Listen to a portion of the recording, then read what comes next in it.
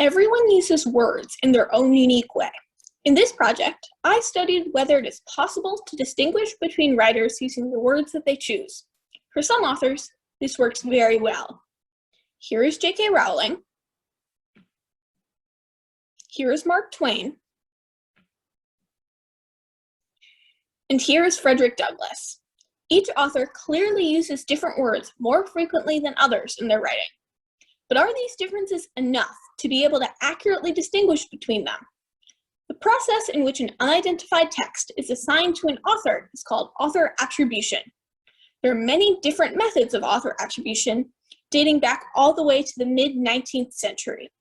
The early methods were not very accurate, and the methods created more recently are all very complex, studying very specific grammatical details or using artificial intelligence. But the goal of this project was to see whether a simple method could be just as effective, specifically looking at how frequently authors used common words. The answer is yes, provided that the texts used are long enough.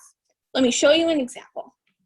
In this diagram, I compared texts from Nathaniel, Hawthorne, and Washington Irving, consisting of 1,000 words each. The blue bump represents the works of Hawthorne, and the orange bump works of Irving. The overlap represents the texts whose authorship cannot be determined with my method. Even though there is some ambiguity between the two, this method seems effective. However, when I increase the text length to 10,000 words, the ambiguity almost completely disappears, and for these two authors, completely disappears. Given these two results, I can conclude that this method is effective for a long enough text sample, but cannot differentiate between shorter texts, such as tweets or Reddit posts.